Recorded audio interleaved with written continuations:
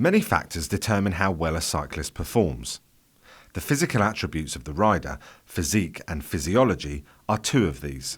Physique and physiology are two completely different things. So your physique is what you look like, it's your body shape, mostly described as your somatotype.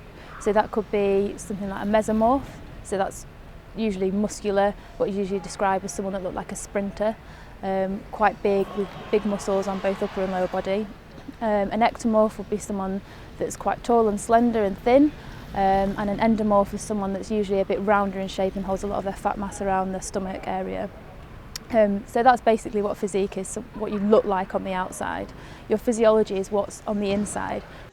Well, physiological tests for cycling generally take place on a static bike in a laboratory, but basically they're just looking at power and how much power you can produce.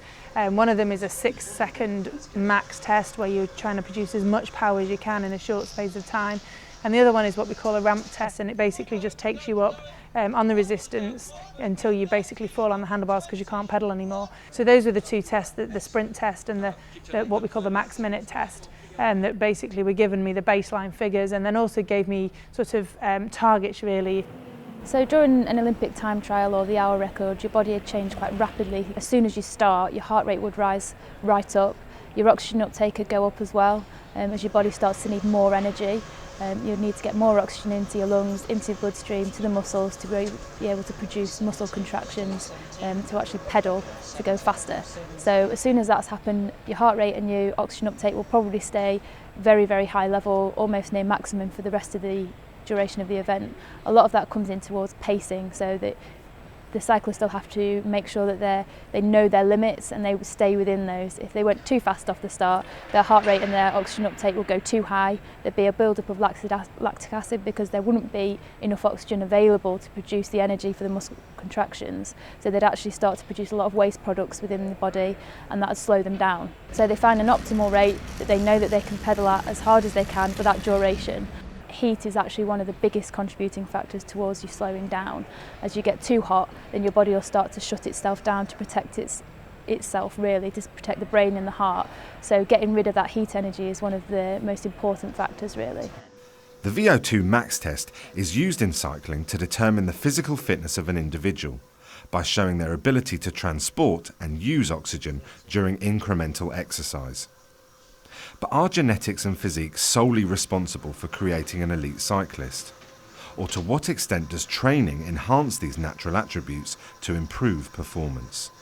Genetics plays a huge part for any athlete in any sport. You look at Usain Bolt, he was a massively gifted athlete and born with the right genes that will allow him to sprint that speed. You know, fast twitch muscle fibres are far less common in a person than slow twitch muscle fibres, and then everyone has the fibres in between that can be trained to be more type 1 fast twitch or more slow twitch fibres, but generally those are absolutely pure fast twitch fibres that allow someone to go 9.5 seconds for 100 metres in the track is very rare to find, and you tend to find the majority of people are somewhere in the middle. So you then train those middle fibres to be as fast as you can get them or to work as powerfully as you can get them depending on the event that you're doing. In my own case, relative body proportions, I've got a long body and short legs, so when you're like this on a bike, this bit's hitting the wind, so if this is the bit that's processing oxygen, getting into the muscles, and this is the pistons, if you like, that's a good shape to be, short legs, long body. You can't change radically your body shape, that's what you are born with. You have got to work with the ingredients with which you're given. On that ramp test, they look at the final minute that you've been pedalling for and look at the average power of that minute.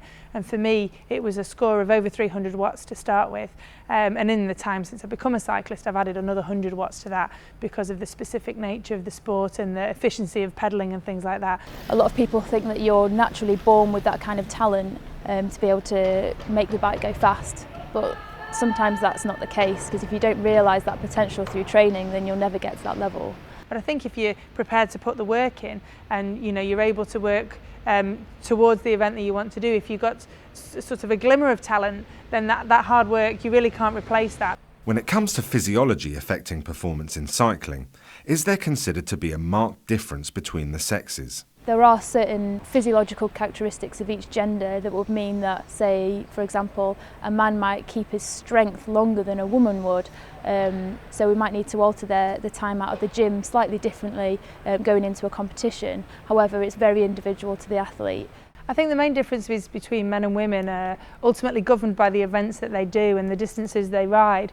Men are going to have a slightly greater capacity for training just because they've got bigger muscle mass and naturally lower body fat, and ultimately are naturally a little bit stronger. But that doesn't mean to say that there aren't ranges within that. So I know men that can, do a lot less training than I can do, but ultimately ride faster at the end of that. In physiological terms, what is it like to change sports?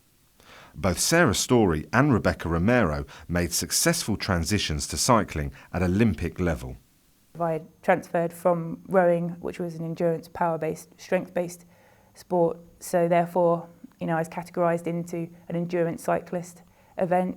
For me, I was, number one, having to reduce the length of time that I was competing at. So for rowing, it was an average, say, 6.5 to 8 minute long race, whereas the individual pursuit, 3K pursuit, was looking at a target time of 3.5 minutes. So I was essentially halving the time that I would have to be racing for. So I'd had to adapt my physiology slightly, so become more of an anaerobic athlete. The engine inside of me was suitable to kind of tone down and hone away from swimming and into a cycling form, as it were. As a swimmer, I had much bigger shoulders. I've lost 12 centimetres across my shoulders and probably about 6 kilos of muscle in total. Most of that was in my back. Transferring from one sport to the other and being successful, like Rebecca Romero and Sarah Storey, is an exceptional achievement, and both Sarah and Rebecca are exceptional athletes, and they were excellent in both of their sports. I think it is achievable for other athletes as well, especially if the two sports, the one that they're switching from and to, are similar in terms of the physical attributes that they have to display to be successful. I think to make a top rider or even a top athlete in any sport, I think you need a mixture of a few different things. Mental attitude and the ability to work hard are probably at the very top of that. You do need Mother Nature, you do need a certain level of physiology and natural body composition. If you're naturally carrying weight around your hips or around your belly and you want to be an athlete, then potentially you're not going to be able to do that without even more hard work. That's not to say you can't change what Mother Nature's given you. Hard work is at the centre of most things. An old swimming friend of mine used to say, there's no escalator to success, you have to take the stairs.